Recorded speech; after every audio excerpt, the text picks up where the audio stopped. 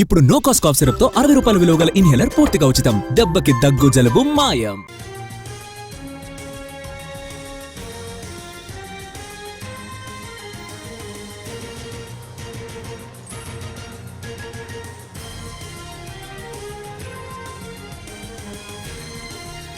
Congress political affairs committee సమావేశంలో కీలక వ్యాఖ్యలు చేశారు ఖర్గే.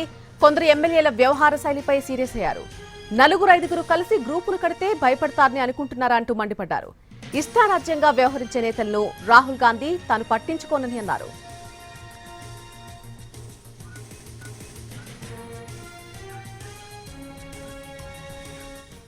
ఇదే విషయంపై పూర్తి అప్డేట్ మా ప్రతినిధి చారి లైవ్ లో అందిస్తారు. చారి,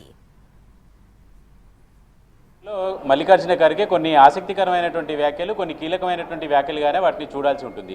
ఇటీవల వరుసగా కొంతమంది ఎమ్మెల్యేలు ఇష్టారాజ్యంగా మాట్లాడుతున్నారనేటువంటి అంశాన్ని పదే పదే మల్లికార్జున ఖర్గే ప్రస్తావిస్తూ వచ్చారు. అయితే ప్రధానంగా ఇటీవల కొందరు ఎమ్మెల్యేలు చేసినటువంటి వ్యాఖ్యలని పేర్లు మెన్షన్ చేయకుండా ఎమ్మెల్యేల వ్యవహార శైలికి సంబంధించినటువంటి అంశాల మీద ఆయన కొంత సీరియస్గానే స్పందించారు.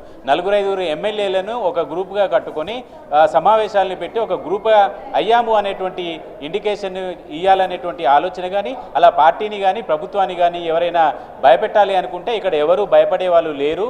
రాహుల్ గాంధీ కానీ నేను కానీ ఇలాంటి గ్రూపులకి భయపడే ప్రసక్తే లేదు. పార్టీకి సంబంధించి పార్టీ ఇచ్చినటువంటి నియమానికి కట్టుబడి పనిచేయాల్సిందే ఎవరైనా అనేటువంటి అంశాన్ని ఆయన కుండబద్దలు కొట్టినట్టు స్పష్టం చేశారు. ఇదే అంశానికి సంబంధించి ఇటీవల అనిరుద్ రెడ్డి చేసినటువంటి వ్యాఖ్యలకు సంబంధించినటువంటి విషయంలో కూడా పీసీసీ క్రమశిక్షణ కమిటీకి ఆదేశాలు జారీ చేసింది. అసలు ఆయన ఏం కామెంట్స్ చేశారు, దానికి సంబంధించినటువంటి నివేదికని సిద్ధం చేయండి అని చెప్పేసి క్రమశిక్షణ కమిటీకి సూచించారు. సోమవారం రోజు క్రమశిక్షణ కమిటీ సమావేశం కాబోతుంది. అనిరుద్ రెడ్డి చేసినటువంటి వ్యాఖ్యలకు సంబంధించినటువంటి విషయాలన్నింటి మీద ఆ రోజు చర్చించబోతుంది. అయితే మల్లికార్జున ఖర్గే అంత సీరియస్గా ఎమ్మెల్యేలకు సంబంధించినటువంటి వ్యవహారం మీద ఎందుకు చర్చ చేశారనేటువంటి అంశం అయితే ప్రస్తుతం జరుగుతుంది.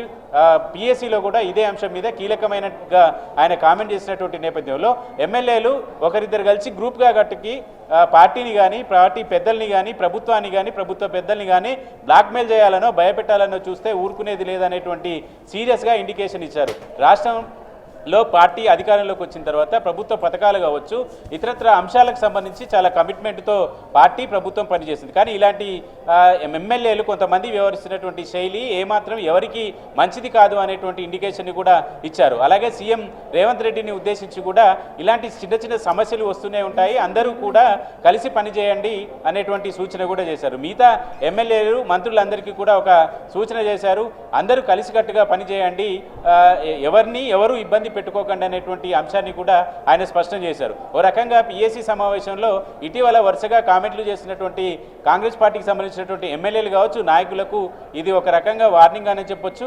అధిష్టానం భయపడేటువంటి పరిస్థితిలో లేదు. అలాగని ధిక్కార స్వరం వినిపించేటువంటి వాళ్ళని కూడా పార్టీ దగ్గరికి తీసి ఆలోచన కూడా ఉండదు అనేటువంటి ఇండికేషన్ని ఆయన ఇచ్చినట్టు కనబడుతుంది. Right Chari, thank you for the live update.